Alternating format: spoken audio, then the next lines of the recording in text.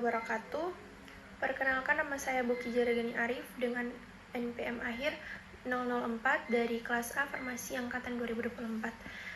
Baik, di sini saya akan menjelaskan terkait artikel yang saya ambil dengan judul analisis profil HPLC-PDA berkombinasi dengan LCSI-MS dan aktivitas biologi dari ekstrak jamur endofit Penicillium simplicium yang diisolasi dari rimpang jahe merah.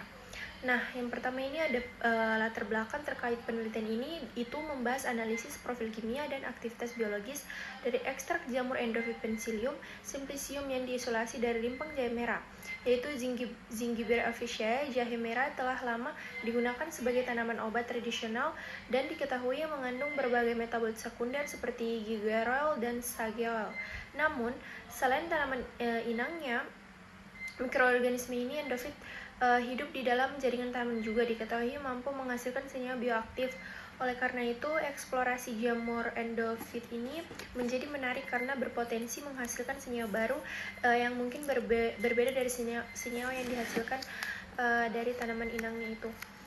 Selanjutnya itu ada tujuan penelitian ini, di mana tujuannya ini untuk memperoleh profil kimia ekstrak jamur endofit, mengidentifikasi senyawa dominan menggunakan teknik kromatografi modern, serta mengevaluasi aktivitas biologisnya. Nah, khususnya aktivitas antibakteri dan sitotoksik terhadap beberapa sel kanker. Dengan demikian, penelitian ini tidak hanya bersifat analisis kimia, tetapi juga mengarah pada potensi pengembangan senyawa bioaktif seperti kandidat obat. Nah, selanjutnya ini ada prinsip dari ekstraksi ini. Nah, prinsip dasar ekstraksi ini merupakan proses pemisahan senyawa aktif dari suatu bahan menggunakan pelarut tertentu berdasarkan prinsip keberadaan kepolaran dan kelarutan. Nah, prinsip yang digunakan adalah like dissolved like, artinya senyawa semipolar akan menjadi larut dalam pelarut semipolar. Dalam konteks penelitian ini, ekstraksi bertujuan untuk menarik metabolit sekunder dari biomasa jamur sehingga diperoleh ekstrak kasar yang mengandung campuran berbagai senyawa aktif untuk dianalisis lebih lanjut. Nah, selanjutnya ini ada metodologi ekstraksi, di mana metode ekstraksi yang digunakan adalah maserasi. Nah, dengan pelarut etil asetat, jamur Penicillium ini terlebih dahulu dikultur pada media nasi hingga menghasilkan biomasa yang cukup. Nah, biomasa tersebut ini kemudian direndam dalam etil asetat selama periode tertentu agar senyawa metabolit sekundernya larut. Nah, setelah proses perendaman selesai, pelarut diuapkan sehingga diperoleh ekstrak kental. Dari proses ini diperoleh sekitar 2 gram ekstrak kasar yang siap untuk dilakukan uji fitokimia dan analisis lebih lanjut. Baik, selanjutnya ada pemilihan metode. Nah, metode yang digunakan juga itu maserasi memiliki beberapa pertimbangan ilmiah. Pertama, metode ini tidak melibatkan pemanasan tinggi sehingga aman untuk senyawa yang bersifat termolobil. Kedua, prosedurnya relatif sederhana dan tidak memerlukan alat khusus seperti Sochlet atau microwave assisted execution. Ketiga, berdasarkan karakter awal, senyawa yang teridentifikasi senyawa tersebut ini bersifat semipolar, sehingga penggunaan etil asetat sebagai pelarut sudah sesuai. Dengan demikian, metode yang dianggap ini efektif untuk tahap eksplorasi awal metabolit sekunder.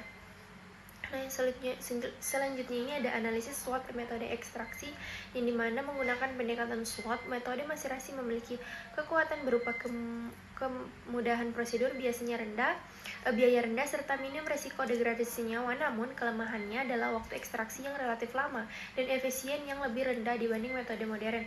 Dari sisi peluang, metode ini memungkinkan eksplorasi awal untuk menemukan senyawa baru, terutama karena salah satu komponen utama belum teridentifikasi. Sedangkan ancamannya ini adalah kemungkinan ekstrak masih berupa campuran kompleks sehingga membutuhkan pemisahan dan pemurnian lanjutan.